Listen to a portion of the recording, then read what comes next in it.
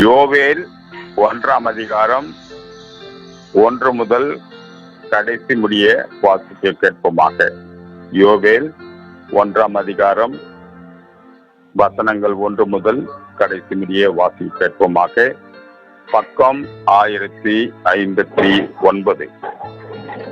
பெத்துவேலின் குமாரனாகிய யோவேலுக்கு உண்டான கர்த்தருடைய வசனம், முதியோரே இதை கேளுங்கள், தேசத்தின் சகல குடிகளே செவி கொடுங்கள்.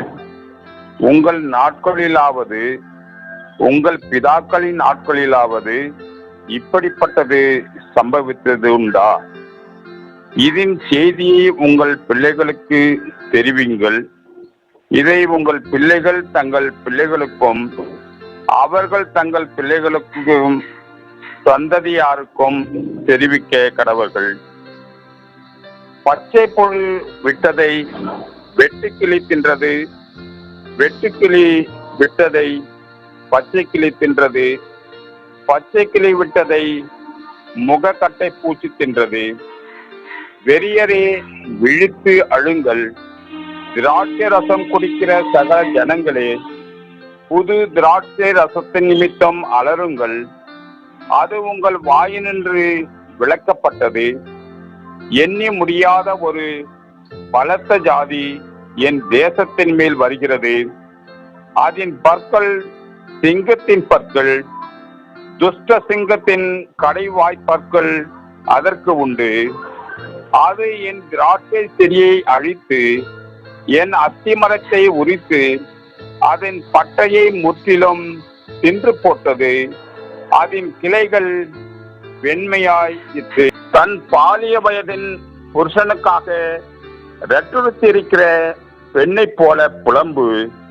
போஜன பலியும் பான பலியும் கர்த்தருடைய ஆலயத்தை விட்டு அற்று போயின. கர்த்தரின் ஊழியர்களாகிய ஆசாரியர்கள் துக்கிக்கிறார்கள். வயல்வெளி பாழாயிற்று, பூமி துக்கம் கொண்டாடுகிறது. விளைச்சல் அழிக்கப்பட்டது, புது திராட்சை ரசம் வற்றி போயிற்று, எண்ணெய் மாண்டு போயிற்று. பயிரிடும் குடிகளே வெட்கப்படுங்கள், கோதுமையும் வார் கோதுமையும் இல்லாமற் போயிற்று. திராட்சை தோட்டக்காரரே அலறுங்கள், வயல்வெளியின் அறுப்பு அழிந்து போயிற்று. திராட்சை செடி வதங்கி அத்திமரம் சாரமற்று போகிறது. மாதளை, பேரிச்சம், கிச்சிலி முதலிய வெளியின் செடிகள் எல்லாம் வாடி போயின. சந்தோஷம் மனுப்புத்திரரை விட்டு ஒழிந்து போயிற்று. ஆசாரியர்களே ரெட்டுடுத்தி புலம்புங்கள், பலிப்பிடத்தின் பணிவிடைக்காரரே அலறுங்கள். என் தேவனுடைய தொண்டரே, நீங்கள் உள்ளே பிரவேசித்து ரெட்டுடுத்தவர்களாக தாங்குங்கள். உங்கள் தேவனுடைய ஆலயத்தில் போஜன பலியும் பான பலியும் செலுத்தப்படாமல் நிறுத்தப்பட்டது. பரிசுத்த உபவாச நாளை நியமிங்கள், விசேஷித்த ஆசரிப்பை கூறுங்கள்.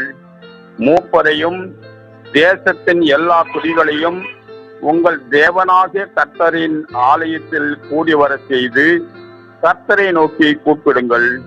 அந்த நாளின் நிமித்தம் ஐயோ, கர்த்தருடைய நாள் சமீபமாயிருக்கிறது. அது சங்காரம் போல சர்வ வல்லவரிடத்திலிருந்து வருகிறது.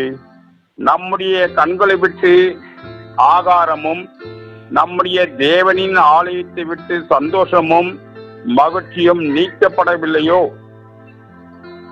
விதையானது மண் கட்டிகளின் கீழ் மக்கி போயிற்று. பயிர் தீந்து போகிறதினால் பண்டக சாலைகள் பாழாக்கி களஞ்சியங்கள் இடிந்து போயின. மிருகங்கள் எவ்வளவாய் தவிக்கிறது.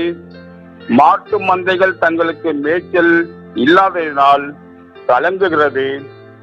ஆட்டு மந்தைகளும் சேதமாய் போயிற்று. கர்த்தாவே, உம்மை நோக்கி கூப்பிடுகிறேன். அக்னி வனாந்தரத்தின் மேய்ச்சல்களை பட்சித்து ஜுவாலை வெளியின் விருட்சங்களை எல்லாம் எரித்து போடுகிறது. வெளியின் மிருகங்கள் உம்மை நோக்கி கதறுகிறது. நதிகளின் தண்ணீர் எல்லாம் வற்றி போயிற்று.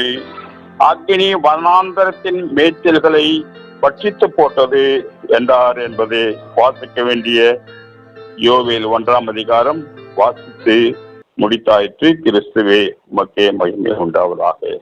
ஆமென்.